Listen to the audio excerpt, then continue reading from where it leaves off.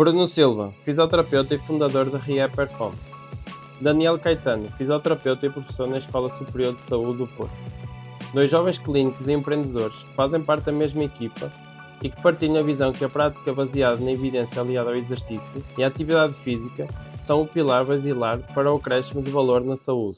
Quais são os fatores que poderão estar relacionados com a lesão? Os fatores que estão relacionados com a lesão podem ser inúmeros, alguns deles modificáveis e outros não modificáveis. Okay? Os não modificáveis são aqueles que são intrínsecos à pessoa, como por exemplo a idade, a lesão prévia e eventualmente, não sei se me estou a falhar algum, há outros gerais, excesso de peso, porcentagem de massa gorda, inatividade física, sedentarismo, estes que há mais os modificáveis. Mais modificáveis. Até porque se calhar a própria comprimento de alguns membros, olhando para a prática, se calhar também pode ser uma influência, não é? Olhando para a questão anatómica, digamos. É assim, há um valor de corte para isso, que nós consideramos que pode haver um risco ou não. Eu acho que o valor é 1.5 milímetros. Sim, estamos a falar de dismetria, ou seja, diferença no comprimento de membros inferiores, tudo o que seja acima de 10, 15 milímetros, nós já consideramos como clinicamente significativo. Não sei se era essa. Sim, mais ou menos. Eu estou a perceber, vocês estão a falar mais da questão de desequilíbrios do que propriamente, é mais nesse sentido, não é? Tipo, os desequilíbrios do comprimento de membros. Olhando, estavas a falar de comprimento de membros? Não, até estava olhando uma questão, imagina, eu acho que até poderá ser interessante, vocês também, tenho certeza que fazem esse trabalho, olhando para aquilo que é a prática do atleta, se ele faz agachamentos, se ele tiver um fémur maior, a priori poderá criar um bocadinho mais de stress nos diretores da coluna. Estou a pensar na perspectiva, se nós olharmos para o atleta de uma forma estrutural, em que vocês estão a olhar tipo naquilo, ok, ele tem um membro a priori, se ele se manter nesta prática, poderá criar um tipo mais de... Sim, isso que estás a falar, no fundo, é uma função, o exemplo do fémur é uma coisa que levará ao torque adicional, por exemplo, nos diretores, ou ao trabalho muscular, tendinoso, ósseo, porque não é só o músculo que leva a carga, não é a tensão mecânica, são todas essas estruturas, e a questão é se ao longo do tempo, se por acaso um fémur for um bocadinho maior ou um bocadinho mais curto, se esse torque adicional repetido ao longo do tempo, se poderá gerar lesão ou disfunção ou dor. É sempre difícil responder a essas questões, falando de uma forma muito linear, não é? Ou seja, se X então Y, e se um fémur um bocadinho mais comprido, então a lombar obrigatoriamente vai levar um bocadinho mais torque, isso é biomecânico, mas se isso se repercute em lesão é que já é um bocadinho mais complexo, isso é muito caótico. Até porque temos o maratonista, não é? O que tem a maratona no recorde, ele basicamente faz pronação do pé, não é? Tipo, poderia ser uma coisa que fosse negativa e ele faz isso repetidamente e lesão certamente não.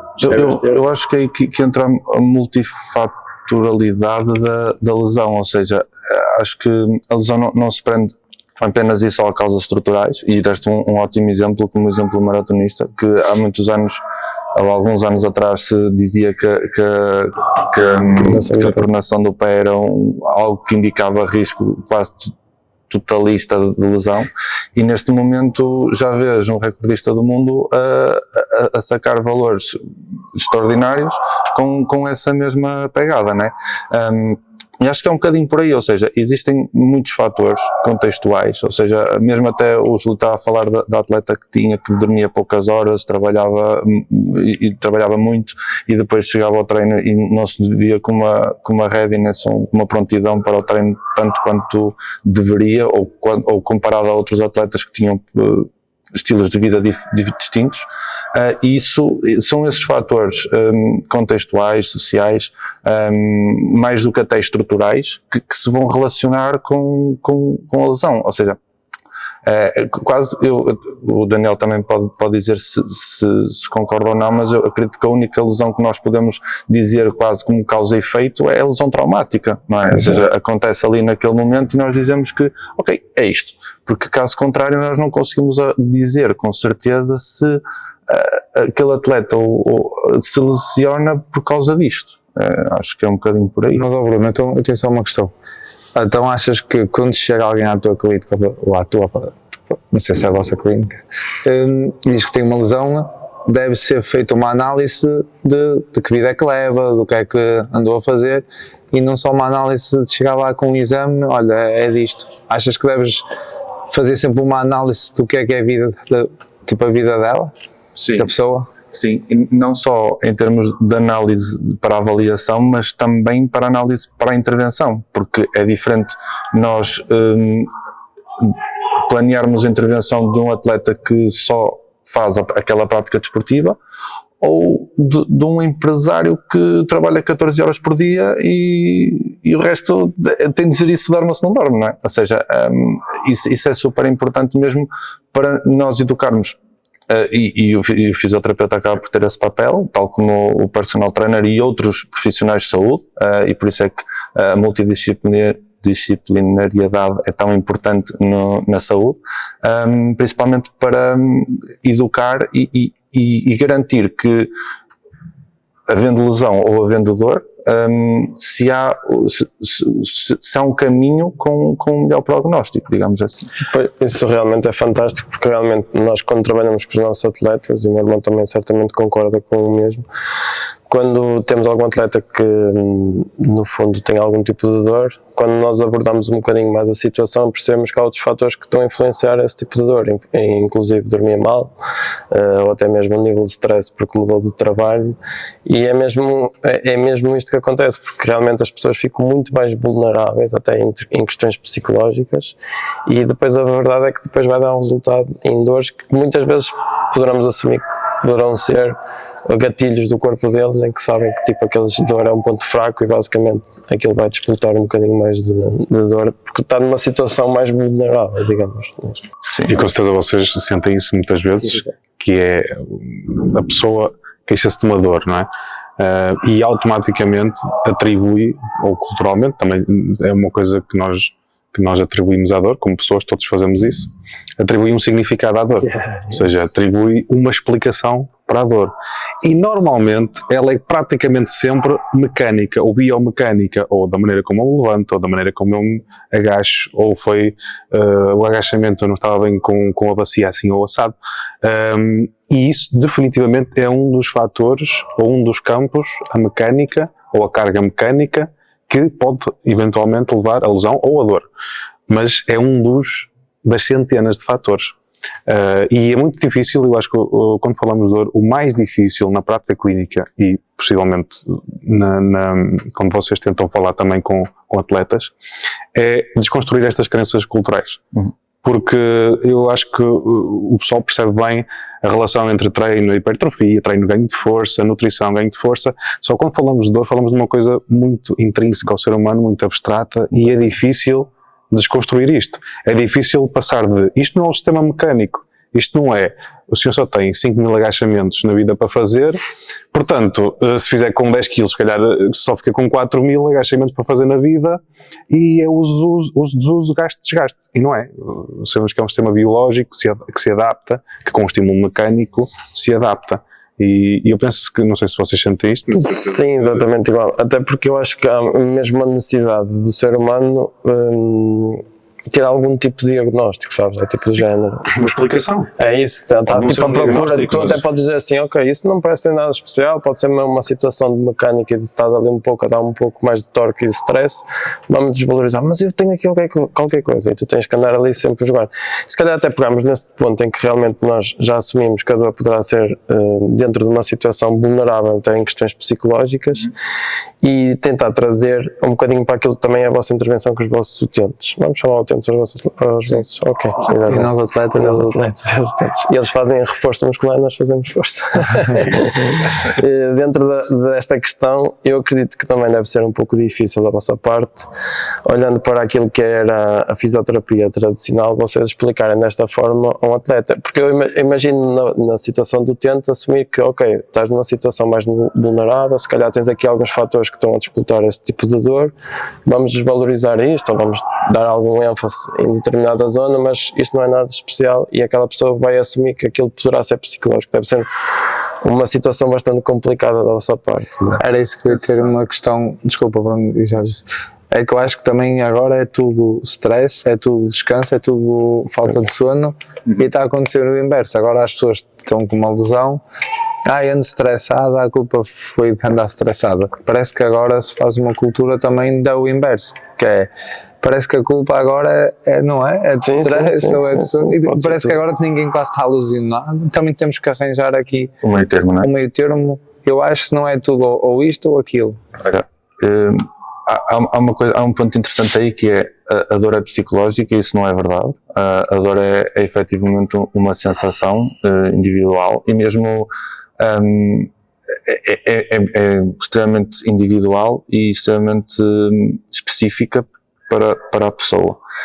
Pode efetivamente essa dor ser exacerbada ou não se houver fatores psicológicos como por exemplo o stress e a ansiedade, mas na verdade nunca podemos dizer a uma pessoa que ela está a sentir dor porque a dor é psicológica. E posso dar aqui um exemplo até agora que falaste em lesão e dor, de um utente meu que eu tenho, está a acabar a reabilitação e ele fez ruptura do Aquiles, foi operado e durante a reabilitação desenvolveu um quadro de dor no Aquiles. E nós não encontramos explicação, a não ser, pronto, a causa da recuperação, mas na verdade havia um controle de carga, havia um controle da sintomatologia, até quando fazia exercício aliviava e depois, passado um dia ou dois, ou mesmo nesse dia, voltava a acontecer. Não encontrávamos nenhum padrão que para aquilo acontecer, porque não havia nenhum critério assim, digamos, factual. A única coisa que houve foi, ele deixou de ter uma vida calma na empresa, porque estava a trabalhar a meio termo por causa da baixa, e começou a trabalhar a full time, e levou com a carga toda laboral do trabalho naquele momento. E era a pior altura do ano, vamos chamar assim, onde ele tinha mais trabalho. E aquele quadro manteve-se, havia relação entre exercício e alívio de dor, o que nos tirava quase praticamente a parte da inflamação de uma lesão estrutural ou de um agravamento da dor do Aquiles. E eu disse-lhe assim, e eu já conhecia esse utente porque veio de um colega meu, explicou-me o quadro e ele tinha, digamos, tinha já algum passado de dor persistente, dor crónica, chamamos assim. E já havia também uma história de somatização de dor, ou seja, fatores psicológicos agravavam a dor naquele utente. E eu já tinha conhecimento disso de base, e eu disse-lhe assim, olha, tu vais de férias, e quando fores de férias, provavelmente vai haver uma redução da dor. Não sei dizer quanto, mas tudo o que nós estamos a fazer está a funcionar. Provavelmente não estás a evoluir neste momento, mas é por causa da dor que tu sentes, e quando as coisas se alinharem mais ou menos, tu vais começar-te a sentir melhor. Mas nós estamos a trabalhar sempre respeitando o teu corpo, porque tu não sentes dor, nem tens agravamento dos sintomas, simplesmente a tua baseline é que é esta. E ele foi de férias, e eu mandei-lhe mensagem e perguntei, então, estás melhor? E ele disse assim, olha Bruno, eu não tenho dor. E eu não sabia que aquilo ia reduzir tanto, simplesmente eu acreditava pelo passado dele e por aquilo que me tinham dito que havia realmente uma exacerbação por causa de fatores psicológicos. Pronto, e no caso dele foi espetacular e teve uma redução da dor. Não quer dizer que ele tivesse dor apenas e só por causa do stress, havia realmente uma causa biológica que era a recuperação do tendão de Aquiles. No entanto, havia também um fator muito grande para aquele indivíduo, que era a parte psicológica, que exacerbava um bocadinho ou bastante, a sensação de dor dele. E é importante nós relacionarmos isto desta forma, como não é uma coisa nem é outra, mas sim a junção das duas é que pode ser caótico e pode levar a que não haja, se calhar, um prognóstico tão positivo como nós queremos, porque muitas vezes, e ainda por cima, nós trabalhamos no contexto privado, e tu falaste um bocadinho dessa tal parte da crença de acreditarem que, pronto, resultados mais rápidos e tudo mais, e as pessoas quando nos procuram acham que o gráfico de uma recuperação vai ser exponencial, mas na verdade o gráfico da recuperação é assim, e E isto é frustrante, não é? Porque nós estamos a investir, queremos coisas rápidas, queremos ficar bem Para o utente, ele está sempre à espera que seja rápido resolvida a questão dele, ou da dor. E muitas vezes até nós lidamos, graças a Deus, e temos essa sorte, lidamos com pessoas com uma força de vontade provavelmente acima da média, porque são pessoas que realmente querem estar bem. E às vezes isso só não chega. E nós temos de ser um bocadinho gestores desse processo e dizer, olha, isto é assim, mas o que importa é a linha da tendência, ou seja, se a linha da tendência continuar a aumentar, então as coisas estão a correr bem.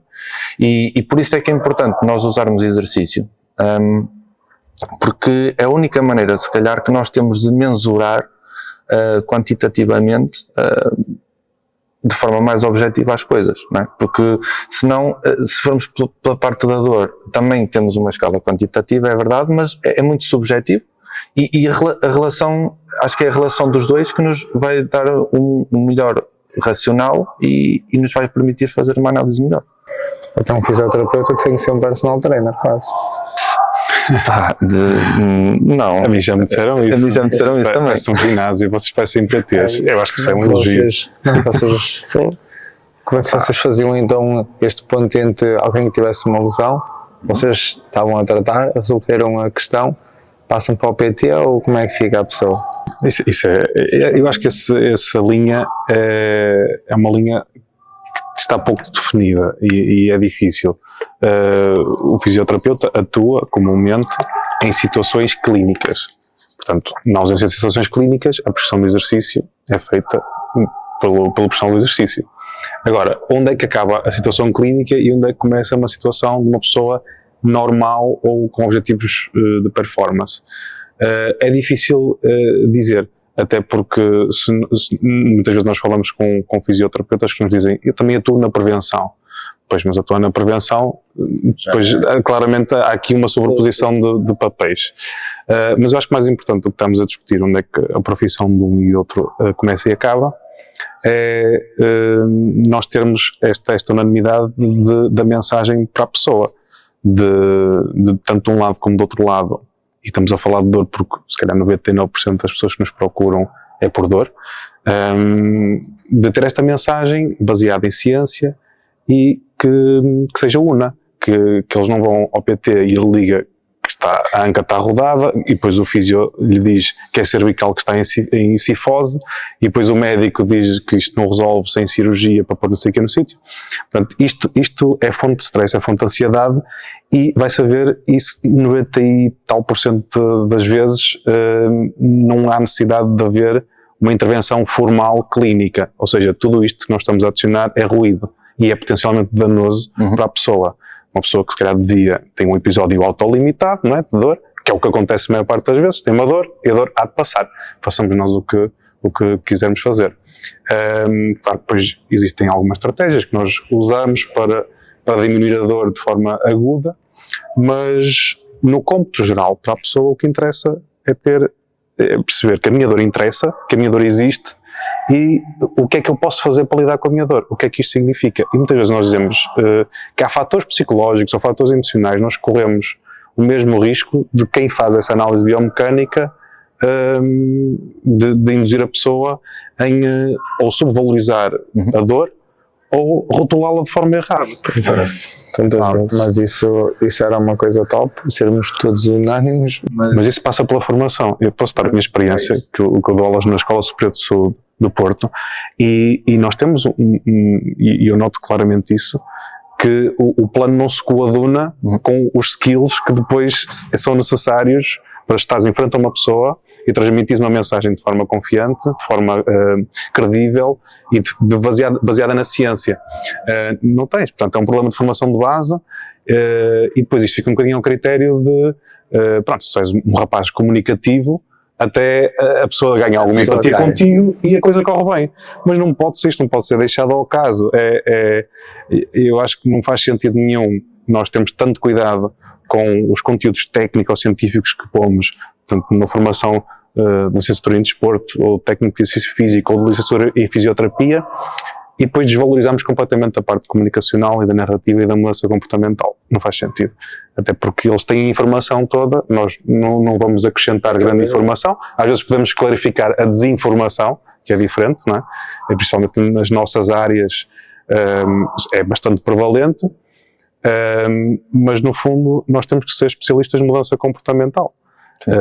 Baseado na evidência, baseado na ciência, que é isso que nos distingue, acho eu, de outras profissões paramédicas. Eu estou a ouvir e estou a entender-te, mas o certo é que muita gente depois quer fazer dinheiro sobre essas questões de saúde e de outras alternativas. O que eu acho que nunca vai acabar estas coisas alternativas, as corretas, nunca vamos estar juntos por isso tudo. A parte financeira, social também. Pois. Mas eu acho que, se me perguntas, eu acho que isso é transversal a todas as áreas. Acho que não acontece só na fisioterapia, só na área do treino, nem só na nutrição, como o António Pedro Mendes trouxe aqui ao podcast. Também houve aqui essa situação. Acho que acontece em todas as áreas. Há pessoas que seguem as boas práticas, digamos assim, e percebem as limitações de cada profissão e de cada área de atuação. E há outras que se calhar tentam encontrar outras formas de dar resposta e porque lá está, tanto nas nossas áreas em que o cliente decide, ou o utente decide, vais sempre ter isso, ou seja, a crença do utente é que vai acabar por ditar o caminho que vai seguir. Já imaginaram o que é que um utente, uma pessoa que tem uma lesão, sente a ouvir agora tanta informação? Já imaginaste, eu agora estou com uma lesão, tenho um ChatGPT. A única bússola que nós temos é basear-nos na ciência e dizer-nos, ok, realmente há rótulos que até podem ser uma contraindicação ao exercício. São muito menos do que nós achamos que são. Essa questão da rótula é um exemplo, como dizes, em dezenas ou centenas de que existem. Sim. Sim, também um bocadinho essa bate-banca, é mais nessa situação cultural de toda, até porque muitas vezes este rótulo não é criado pela parte da comunidade de fisioterapia, né? Muitas vezes é.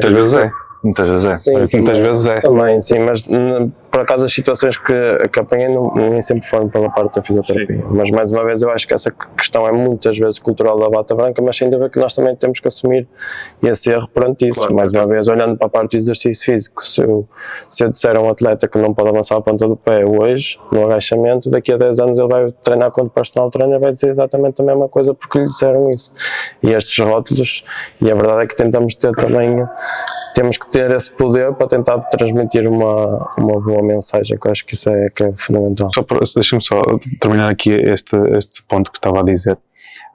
Eu acho que a única maneira que nós temos de nos orientarmos, e rótulos vão sempre haver, são os rótulos que são úteis, são os rótulos que são baseados em alguma ciência, ou na ciência. Portanto, essa deve ser a bússola comum. Quando nos perguntámos há bocado, então, mas que mensagem única é que deve ser esta? Deve ser a mensagem da ciência. E nós temos que ser facilitadores e tradutores desta mensagem.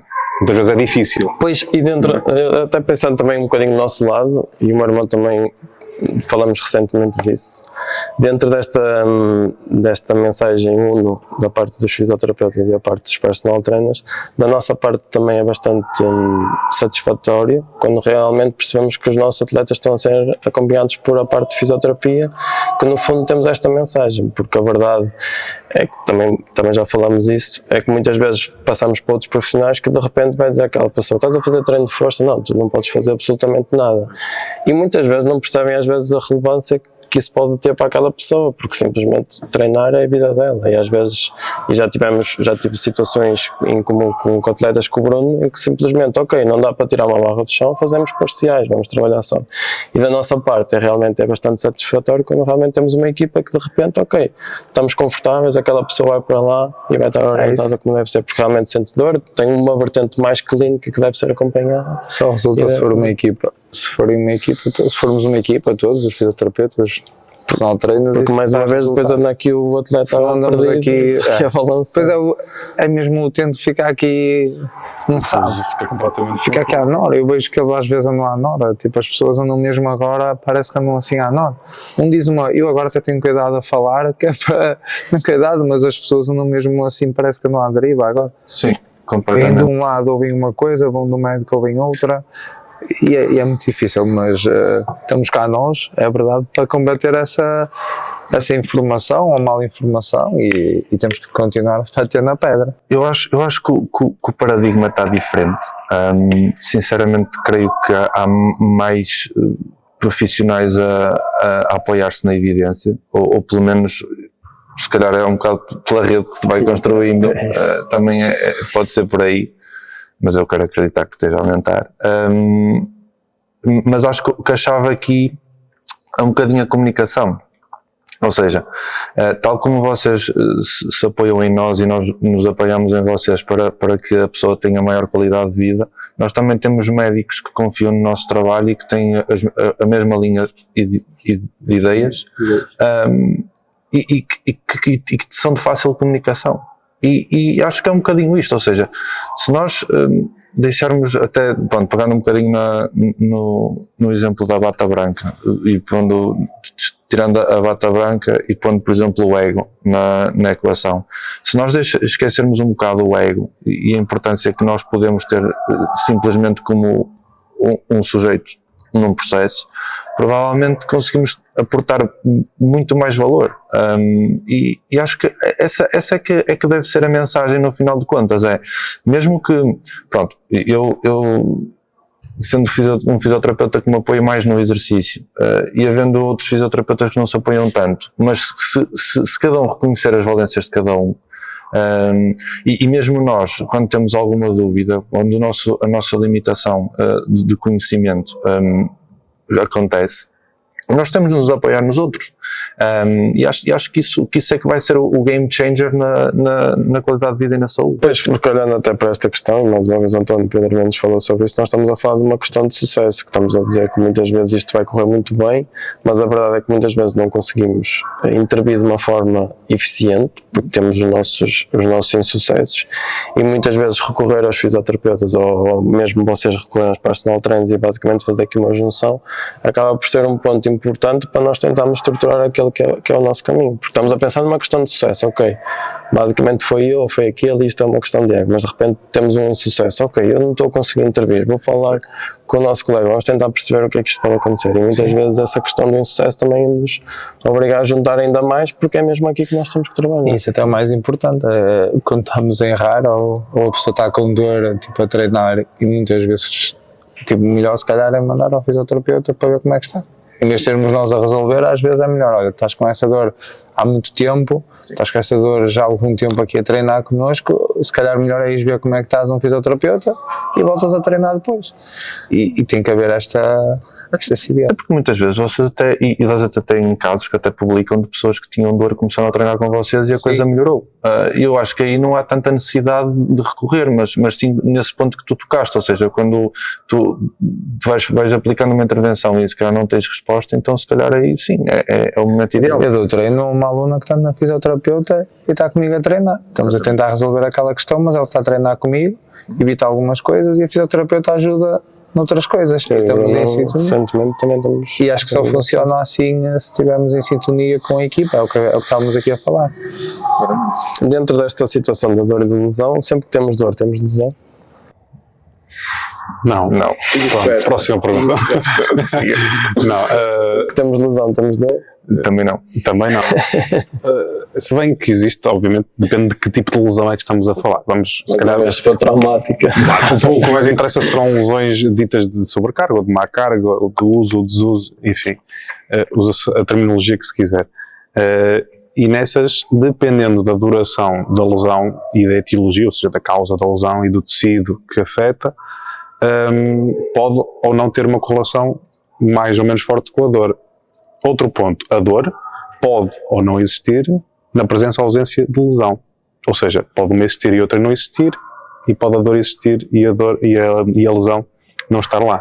Normalmente, numa lesão aguda, a dor tem uma relação muito, muito linear e muito forte. Ou seja, quando existe uma lesão aguda, de 1 ou 2 ou 3 dias, uma dita tendinite, uma coisa mais reativa, inflamatória, uma ruptura muscular aguda, a dor é praticamente simultânea à lesão, e tem uma correlação mais ou menos forte ali nos primeiros dias. Quando se trata de lesões crónicas, lesões arrastadas de semanas, e quando se entra nos meses e anos de dor, aí muitas vezes já não existe uma correlação tão forte com a presença de dano tecidular. Não quer dizer que ele não esteja lá e que nós não consigamos detectar, mas pelo menos com as ferramentas que temos, com ressonâncias, taques e etc., não conseguimos chegar à causa. Não quer dizer que ela não exista. E aí entramos num quadro que nós dizemos que é o não específico. Não conseguimos especificar. Não é que ela não esteja lá. Isto não é uma coisa que dizer, olha, a sua dor não existe no físico. Não. Nós é que não a conseguimos especificar. Pode ser uma série de coisas. Portanto, a pessoa pode ter dor. A pessoa pode ter dor e treinar na mesma. A pessoa pode ter dor e ter que deixar de treinar. Portanto, isto é complicado para uma pessoa que não tem literacia, digamos, em saúde, definir quando é que eu devo recorrer a um fisioterapeuta, quando é que eu devo recorrer a um fisiatra, a um ortopedista, ou continuar a treinar. E se calhar para pôr as coisas em termos um bocadinho mais pragmáticos, há regras gerais de bom senso que se devem aplicar quando se sente uma dor. Nomeadamente, se for traumática, se for de início súbito, tende a ser boa ideia respeitar a dor e não insistir, pelo menos com carga mecânica ativa, ok? Se houver algum sinal inflamatório assim muito exuberante, também convém respeitar. Estas são óbvias, mas depois existem aquelas que calhar menos óbvias, que têm a ver com a intensidade da dor. Uma dor mais intensa tende a ser boa ideia respeitá-la um pouco mais, e se calhar aqui, se nós pusermos uma escala de 0 a 10, as que passam um 4, 5, não sei, isto é completamente negociável com cada pessoa. Um 4, 5 em 10, de moderada a grave, já será uma dor que se calhar convém respeitar. E depois, se a dor se arrasta há mais de 1 a 2 semanas, porque depois depende um bocadinho da patologia, porque há episódios que naturalmente demoram 3 a 6 semanas a passar. Episódios de dor lombar, inespecífica, completamente benignos, que nos acontecem a todos, que têm uma história natural de 3 a 6 semanas. Mas me entorce, se calhar de grau 1 da tibiotársica, demora ali menos de uma semanita. Portanto, isto depende sempre, e aqui se calhar entra alguma pertinência da avaliação clínica. Aqui é que se calhar convém ter algum contraponto da avaliação clínica. Tu falaste numa escala de 0 a 10. Faz sentido avaliar as pessoas a nível de escala? Vou dar um exemplo. Não é a escala que estava a dizer. Sim, mas é importante. Fala que chega ao utente e tu dizes assim, de 0 a 10, quanto é que isso te dói? Esta é a pergunta clássica da dor, exato. não é? E até, como é que tu... isso... Deixa-me só acrescentar que é bem um que tenho em conta. E ao mesmo tempo acredito que se for um atleta tem uma tolerância à dor totalmente diferente de uma pessoa sem. O que eu ia dizer é que isso é muito difícil. Perguntas super pertinentes. Os atletas têm uma tolerância à dor diferente do que uma pessoa normal que não treina. E as mulheres têm uma tolerância à dor muito maior do que nós. Nós estamos aqui os 4. Se puséssemos aqui 4 mulheres, sabes onde é que uma tolerância à dor, mas está cientificamente registado. E quem dá treinos ao sexo feminino e ao sexo masculino, nota-se a diferença, com certeza. Muito a diferença que a mulher está muito disposta a tolerar a dor e o homem não. Sim.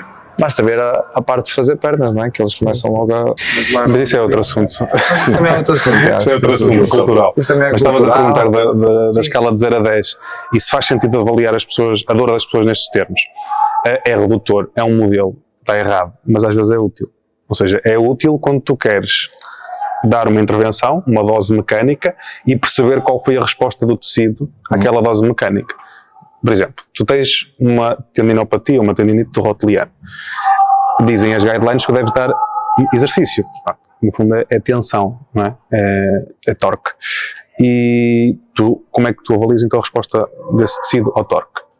Podes avaliar com dor à palpação, com dor à contração isométrica, ou dor à contração dinâmica, dor na atividade vida diária. Com ecógrafo tens leitura limitada, mas no fundo tens 5 pontos de dor. 5 pontos clínicos. Como é que tu sabes se essa dor se deves regredir, se deves manter ou se deves progredir a carga mecânica? É difícil. Ou seja, tu tens que objetivar. E objetivando de 0 a 10 está uma escala rudimentar, mas que nos permite dizer assim, claro que é diferente um 2 e um 3, não sei. É diferente um 2 e um 8? É. Já, Pronto, já a limitação da escala é essa. É que tu sabes que um 2 para um 6 ou de um 6 para um 4 é significativo, um 6 para um 5 não tens a certeza, mas dando a mesma carga e a dor descendo, em princípio tu estás a ter uma resposta favorável ao tecido. Se tu deres a carga maior, uma carga maior e a dor se mantiver, em princípio estás a ter uma resposta favorável do tecido, porque estás a dar uma carga maior para o mesmo nível de dor. No fundo, eu estava a vos ouvir a falar, estava a pensar exatamente igual, que é, no fundo nós fazemos exatamente igual na parte do treino, que é, nós estamos a tentar sempre deixar a coisa mais mensurável, que é tipo, ok, nós temos que objetivizar isto, ok, vamos colocar 4 séries. Porquê 4 séries? Muitas vezes é porque temos a literatura científica a dizer que são 4 a 6 séries, ok, tu colocas 4, mas depois daqui a 4 semanas tu metes 5 porque se calhar a resposta não estava a ser tão positiva quanto tu achas, e no fundo estás sempre... Mas porque tu medes a resposta, é isso, não é? porque basicamente, e às vezes os atletas perguntam, a verdade é que se o meu atleta fizer 8 repetições hoje e no mesmo dia fizer 9, o corpo em termos mecânicos não vai ser assim tão diferente. No fundo eu estou a criar tipo um caminho para perceber se aquele caminho vai dar resultado, se não der eu depois mudo. mecanizar tudo o sistema. Sim, é objetivizar, porque senão depois, até, ok, nós estamos a seguir por aqui, é por aqui, porque a literatura está a dizer que é por aqui, nós estamos a aplicar, ok, mas poderia fazer mais uma repetição? Não, o teu corpo não conta, mas ok, mas estamos a tentar, isto vai dar uma e vai dar ao início, que é, tu tens que analisar o teu utente, ver se ele é atleta ou não, se vocês toparem que ele é atleta, também se calhar reparam que ele vai estar a tolerar a dor, pelo menos pela a forma de ser atleta, a mentalidade dele, e a escala aí, se calhar vocês já sabem que se for um 5 ou um 6 já pode estar alto. Eu acho que é mais flagrante em utentes que experienciam dor há mais tempo e é mais arriscado usar essa escala do que propriamente os atletas. Ou seja, os atletas eu acho que têm não, depende do atleta, como é óbvio, depende também do desporto, mas os atletas têm uma percepção corporal e de resposta corporal mais precisa, digamos assim. Pessoas que experienciam dor há muito tempo, já é difícil percepcionar um bocadinho ou perceber se há a tal diferença entre um 3 ou um 5. E aí, como o Daniel disse, já é bem diferente uma dor ligeira ou uma dor moderada, que até pode ser mais do que isso. A resposta logo imediatamente a seguir ao exercício é pertinente e no caso de uma tendinopatia e de outras condições musculoesqueléticas, também é importante saber a resposta nas 24 horas a 48 horas seguintes. Ou seja, se houve exacerbação dos sintomas, então a agressão que nós demos com o exercício, porque o exercício é efetivamente uma agressão ao corpo de forma controlada, se teve uma resposta inflamatória ou não. E aí nós já podemos estar a potenciar o dano tecidular, que é uma coisa que nós não queremos. Ou seja, nós basicamente queremos que o exercício seja dado numa dose medicamentosa, digamos assim, ou farmacológica, em que se dermos mais é veneno e estamos a potenciar ainda mais uma agressão, se dermos menos não estamos praticamente a fazer nada, então ali encontrar o sweet spot dentro daquilo que é o objetivo da reabilitação. E pronto, tal como vocês querem, mais do que o treino, mais do que prescrever treino, querem a adaptação do treino. Claro, é isso que se procura. Porque mais uma vez o treino é uma agressão. É uma agressão. É uma ferramenta de outras que podes usar, o treino é a principal, não é? Eu ia dizer alguma coisa, mas agora falhou. Mas Joana também qualquer coisa corta. Mas era sobre o treino. Avançavas.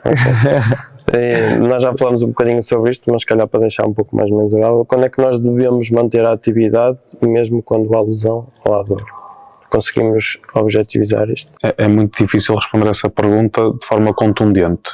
Vamos ter que andar sempre aqui com muitas nuances, que é para não... Não é o depende habitual. Mas às vezes responde-se depende porque sim. Mas nesta questão em particular é mesmo depende. Porque, como te disse, depende do tipo de dor ou do tecido que está lesado, se é que há algum tecido lesado, porque a dor pode existir, como vimos, sem presença de lesão tecidular.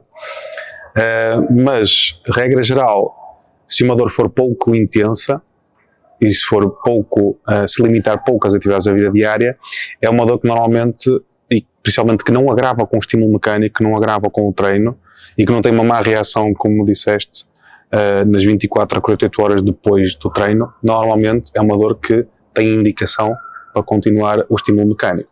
Se ela reage mal ao estímulo mecânico, seja ponto 1 durante o treino, ponto 2 nas horas a seguir ao treino, ou ponto 3 nas 24 a 48 horas depois, ou seja, isto reagir mal é o quê? É ter dor. Dor, quanta dor? Depende. Não é? Uma dor, nós muito empiricamente usamos um 13, um 4 em 10.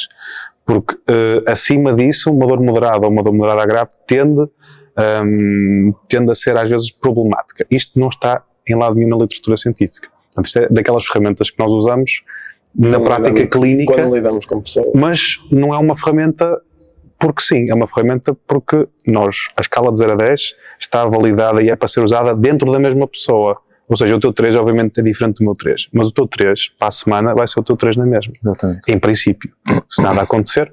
Portanto, o teu 3 esta semana e o teu 2 da próxima semana e o teu 1 daqui a 3 semanas é para mim um critério de progressão. Portanto, é um bocadinho difícil responder-te diretamente quando é que se deve manter a atividade física, mas grande parte das patologias musculoesqueléticas não traumáticas devem manter atividade física. Agora, devem manter exercício? Depende da dose, ok? Como é que se objetiva essa dose? Exatamente isto que Isto vai servir como o nosso corte, só esta parte final, que é tipo basicamente lesões e a malta tem que treinar, não é? Mas não é de todo mentira, ou seja, Sim. mesmo que não possas treinar aquele membro que está lesado, tu podes treinar o resto todo. E vais ter adaptações fisiológicas que te vão potenciar até a diminuição de inflamação, caso haja, em muitos casos. E acho que, aliás, isso ainda há um bocadinho aquilo que tu falaste, acho que riscar o exercício ou dar conselhos absolutos de não faças, acho que é das piores conselhos que se pode dar a nível de saúde. Agora, promover a autoeficácia do género utilizando uma escala de dor que é super simples de compreender e dizer, olha, isto e isto podes fazer, até aqui já não podes. Se vis que há variação, então estás a fazer, vais esperar este tipo de resposta. Isto ajuda também não só a nós mesurarmos o que estamos a fazer, mas também ao utente perceber aquilo que está a acontecer no dia a dia dele e ganhar controle. E ganhar controle. E acabar com esse, ou acabar ou mitigar um bocadinho a cinesiofobia desses maus conselhos que acabam por se dar. E dentro desses moldes, desculpa, João, sobre a dose de atividade física, o de exercício físico, nós somos, não é? Tu percebes mal a sério, tu és atleta e tu queres sempre algo mais do treino do que uma dose correta. Quero dizer, isso é que imagina que tens atletas, como o meu irmão que é atleta, quer ir a uma competição e quer aquela carga. A dose dele de treino nunca é saudável. Também tens esse lado. Depende. Eu acho que isso também, esta questão de alta competição não traz saúde musculoesquelética ou osteoarticular. O que vocês acham disso? Olha, eu acho que é uma frase, pronto, é uma frase bonita, não é? mas se tu tens uma competição e obviamente que a carga tem que ser X e nós não vais estar aqui, eu fiz e eu dizer-te assim, olha João, o que era bom era não fazeres agachamento esta semana, o que é que tu me vais dizer? Vou procurar outro físio, vou tirar uma dor e cala-te. Pronto. Ou seja, obviamente que isto tem que ser gerido em termos de expectativas e de objetivos com o paciente ou com o utente. Mas por uma pessoa não querer, ou por uma pessoa querer ter objetivos ambiciosos e ter a demanda mecânica grande no dia-a-dia, seja no treino ou seja nas atividades de vida diária, não quer dizer que nós não possamos avaliar com todas as limitações que já falámos qual é a carga mecânica ou o stress que estás a incutir no sistema e avaliar a resposta por meio de uma escala numérica da dor, não é? E dizer assim, neste momento isto está a ser lesivo, ou enfim, está-te a provocar esta resposta.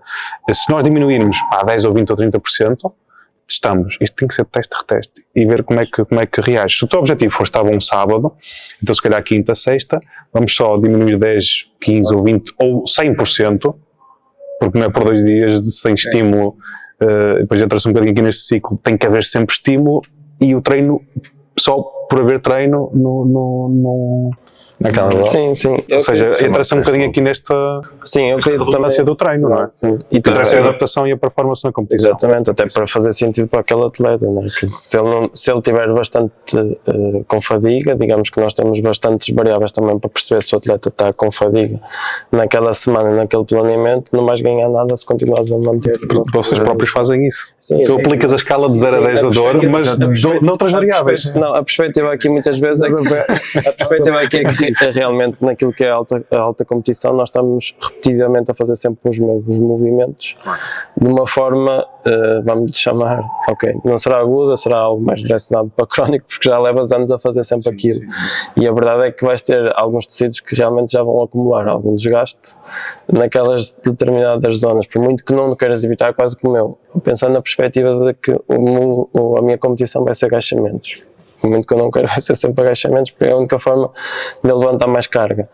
Eu acredito que o facto de fazer repetidamente isso durante tanto tempo e com as cargas sempre, que no fundo eu quero é levantar a carga porque é aquilo que me está a pedir a competição, eu não estou a cumprir aquilo que poderá ser tipo o padrão ideal desse treinamento. Numa questão realmente, ok, nesta semana consigo ir, na próxima semana também, a longo prazo, repetidamente, poderá trazer-nos um bocadinho mais de danos. E pensando nisto, que eu também ia trazer um bocadinho isto desse assunto, que era, eu pegar neste assunto, que é dentro daquilo que há um dano e há uma lesão, mas também há um sistema que pode treinar todo envolvente disto. Dentro disto, eu vi um podcast recentemente de uma profissional da área também da medicina até, em que ela dizia que, ok, eu joguei voleibol, eu jogo pádel hoje, eu joguei ténis também, se não me engano, por isso a minha rotação interna constante do meu ombro não vai deixar que o meu ombro esteja saudável na minha prática desportiva de uma forma regular.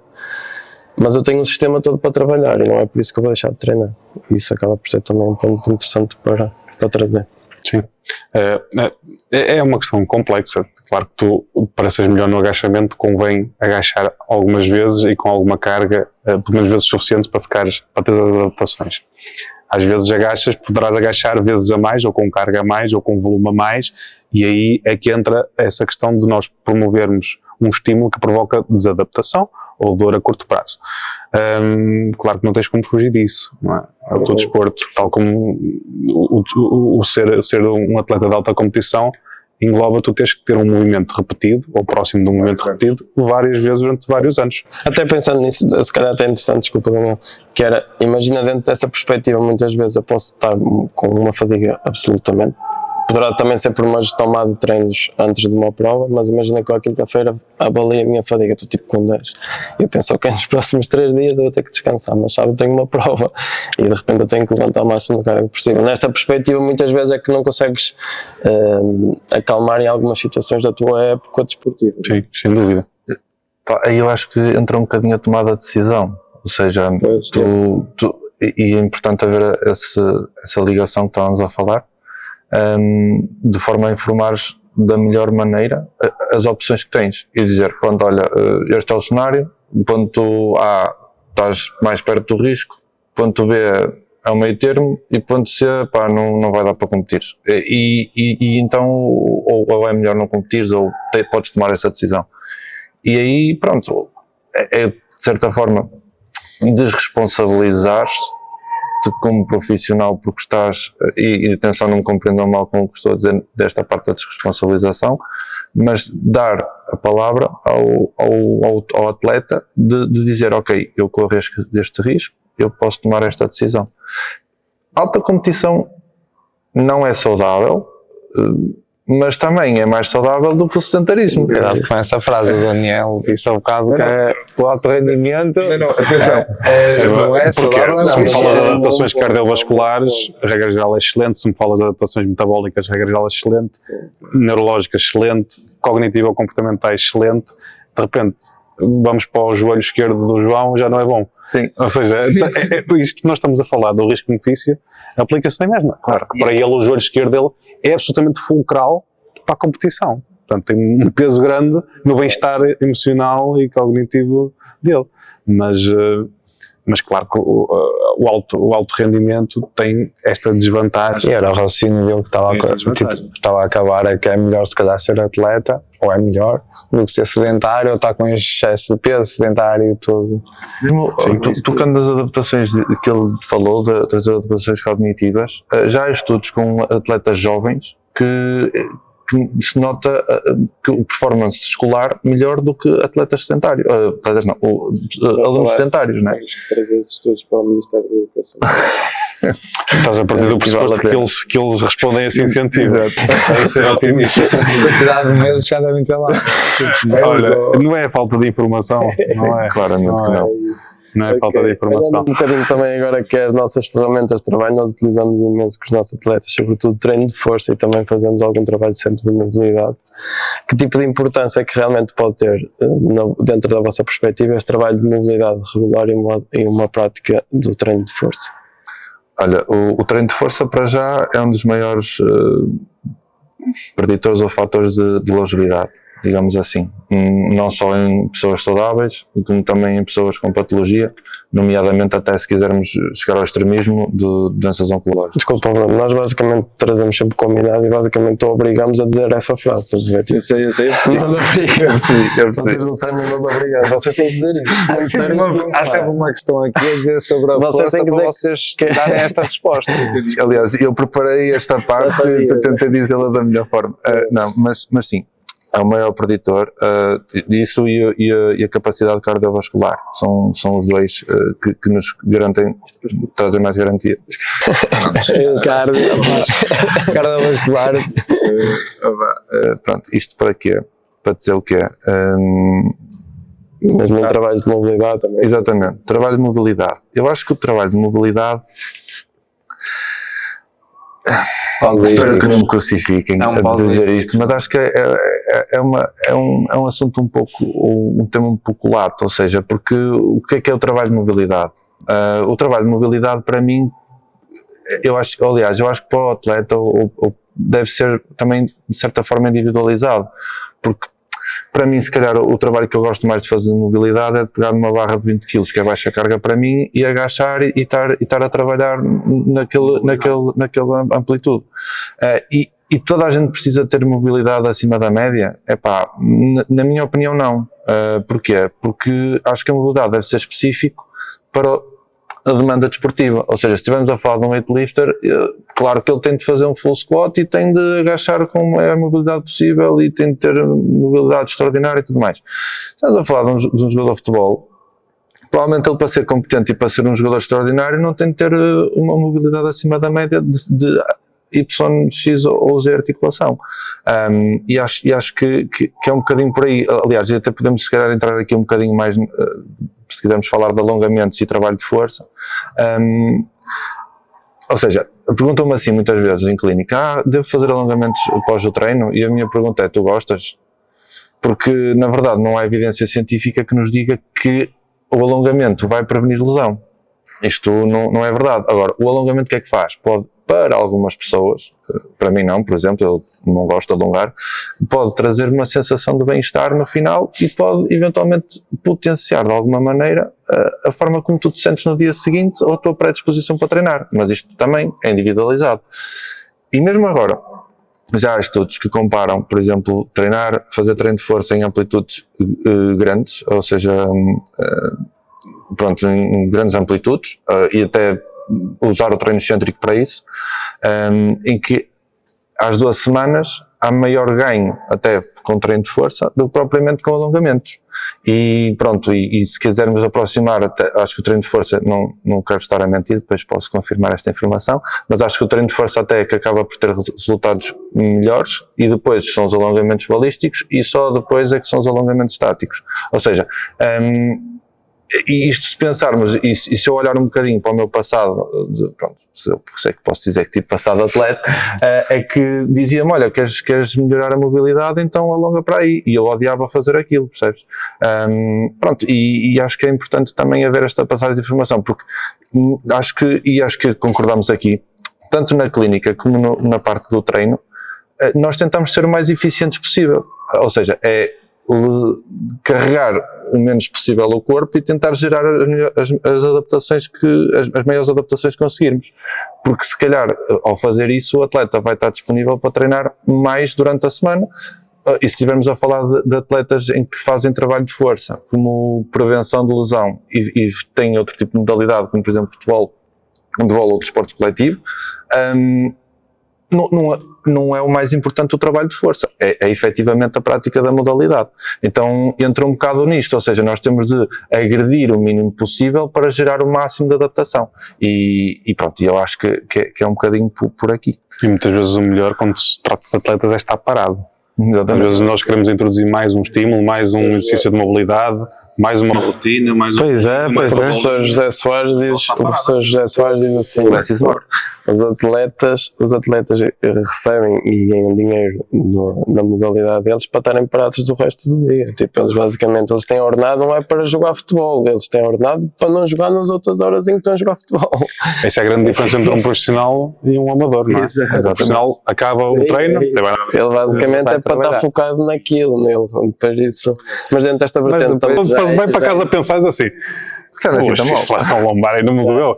Só isso é mais poderoso do que qualquer palestra que tu possas dar a dizer que a inflação lombar é boa. Eu coloquei há bocado da minha atleta que eu disse-lhe: senta-te e levanta-te na caixa. Basicamente enganei-a também, foi exatamente igual. Não dá para agachar, então agachaste isso. E ela pensou assim: queres ver que andei enganado este tempo todo? Só o facto dela ter essa sementinha na cabeça. Mas ela precisou de 2 apoios na mesa. Mas acho que esse é o grande game changer da mudança de comportamento, é tu pôres a pessoa a pensar e dizer, ok, então, mais do que até dizeres, olha, isto é isto, os factos dizem isto, a evidência dizem aquilo.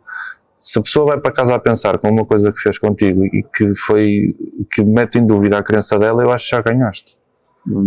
Sim. Olhando também nesta perspectiva dos mitos, instalar as articulações é mau? O que é que significa isto? Instalar as articulações. Eu estalo muito os dedos, espero que ele está a dizer isso. Portanto, é assim, se eu estiver enganado, daqui a 40 anos vem cá corrigir. Mas instalar as articulações, não existe evidência de que seja mau ou que seja eventualmente um promotor de osteoartrose ou de alguma patologia articular. Não existe nenhuma evidência. Existem alguns estudos empíricos, anedóticos, um médico que instalou uma das mãos durante 40, 60 anos, enfim, isto vale o que vale, mas basicamente só de campos foram mais ou menos iguais, ele não desenvolveu dor. O instalar é uma cavitação, é uma mudança de pressão dentro da articulação, que é um sistema fechado, e nós, pondo pressão num end range, no fim do movimento, existe uma pressão negativa num dos lados da articulação e que o líquido sinovial dá ali uma transformação numa bolinha de ar e dá este barulho. A cavitação é isso, é um líquido que se transforma momentaneamente. E se instalar as costas vão ao sítio? Se vão ao sítio, tá bom, se estiverem fora do depende, não é? E as costas estão fora do sítio? Se for aquelas luxações do ombro e puseres o ombro no sítio, bom, pá, mais que isso. As costas vão ao sítio. É complicado. Agora é para o Bruno, esta não é? Agora era para o Bruno. Ou a casa de banho. Assim, aquilo que nós sabemos é que estamos a falar de centenas, milhares de quilos para conseguir uma alteração. Sim, na faixa pelo menos sim. Então, acho que para conseguir efetivamente ter uma mudança, uma alteração estrutural é preciso mesmo muita força, vamos por assim, e é difícil ter essa alteração. Ok. Mantendo esta questão do instalar, dos mitos, não, dos mitos. Más posturas é um fator de risco? Esta agora é para mim, não é? Pode ser.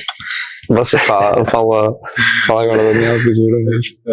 As más posturas qual foi a pergunta? É um fator de risco. É um fator de risco para lesão, para dor?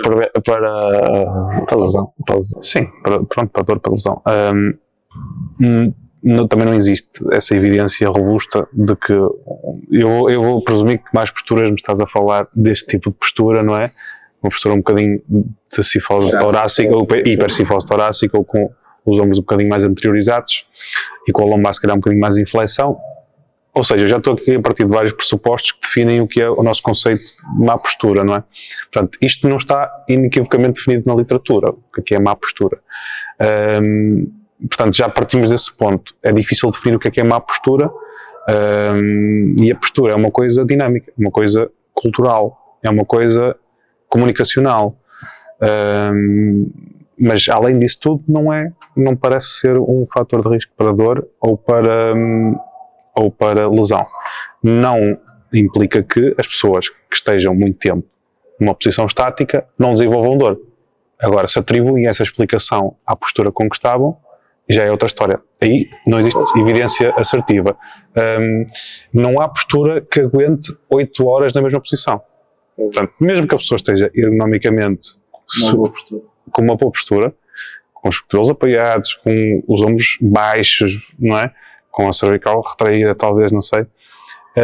Não existe postura que aguente 6 a 8 horas de uma posição estática. Portanto, a dor vem mais dessa posição estática, estar associada muitas vezes ao stress laboral, a uma atividade focada contínua na mesma posição, do que propriamente estar com os ombros mais assim ou assim. Porque quando estás a ver um filme, nunca te dói as costas, não é? E estás na mesma posição. Era um gajo, um Reels, que estava assim com o telemóvel, ele meteu mesmo tipo um ângulo, um desenho de caraça e assim um telemóvel. Depois fazia assim, estás a 20 graus da cervical, isto já te faz um bocadinho mal. Agora estás a 45 graus. Volta já para cima. É a mesma história. Aquele xixa. Volta já para cima. É que ele meteu mesmo aqueles ângulos e depois meteu bonito a dizer que faz mal para estás a mexer no telemóvel.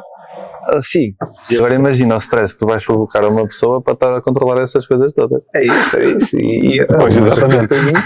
Isto até foi. Imagina que é uma pessoa estar hipervigilante constantemente 24/7 da postura, como se já não houvesse coisas suficientes para 6 horas ou 5 ou uma hora assim. Até Depois começa a doer o braço. Até porque propriamente assumires aquela posição que supostamente seria a posição correta, para uma pessoa que passou 45 anos naquela posição que seria incorreta, é muito mais desconfortável do que propriamente confortável, não é? Tipo, não vai aguentar cerca de 30 segundos, tem que ter a boeda concentrada para estar naquela posição. Mas o cerne não existe evidência, ou seja, mesmo que isso até fosse tudo verdade, não existe evidência de que a postura má, típica postura má, esteja associada a mais incidência de dor. Pronto, o ponto central é este. Agora, se as pessoas adotam uma postura X ou Y ou Z porque já adotaram 40 anos, isso seria bom não ter a incomodar, mas o ponto central é este, não é? Claro.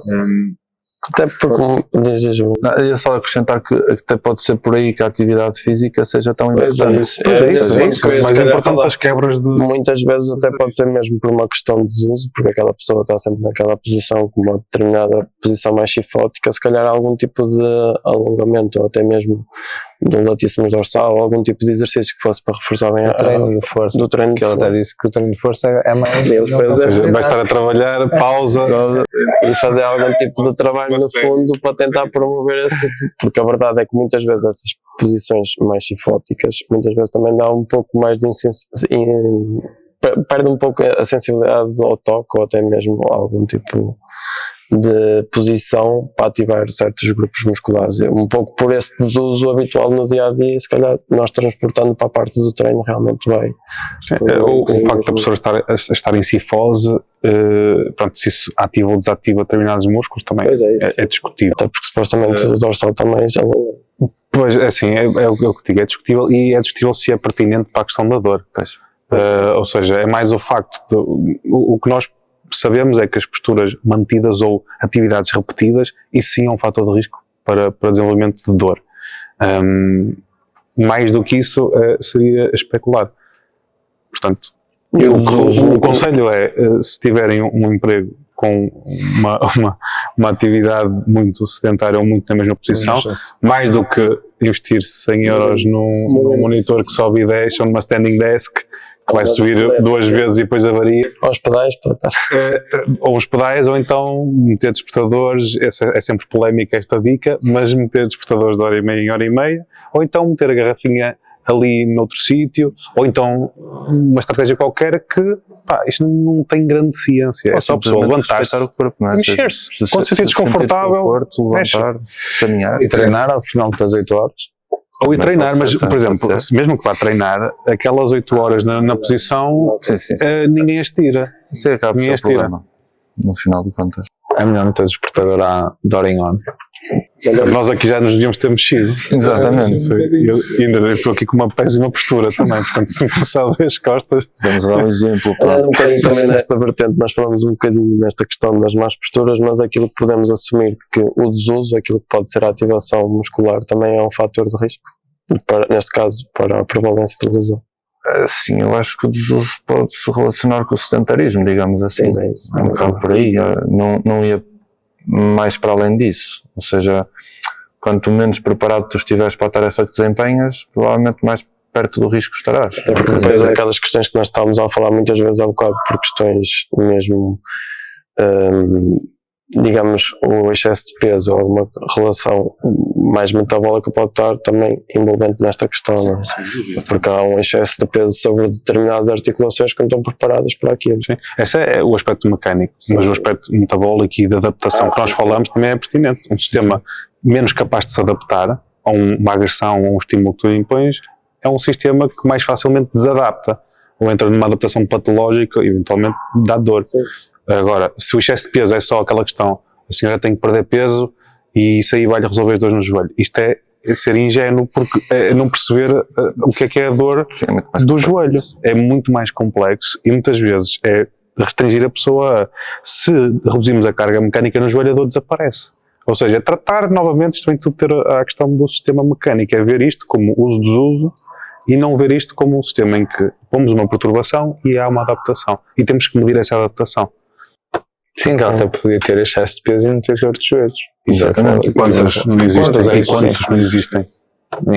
E tantas pessoas supostamente com físico incrível, cheias de dores no joelho. Sim, é isso. Se vamos a comprar os 2 pontos. Pode haver maior prevalência no excesso de peso. Agora, se é por ser pela carga adicional, Uma pessoa que tem excesso de peso é sedentária. Mas também não é bem assim. Não, tendência sim, mas isso é uma questão, mas isso é uma questão tipo até de doença, isso é patológico. Uma pessoa, a obesidade é uma doença, é uma patologia. Sim, é isso. Impecável. Acho que da minha parte está tudo, Júlio. Está tudo. Queres finalizar? Obrigado. Foi incrível. Muito obrigado. Obrigado pelo Muito convite. obrigado, nós.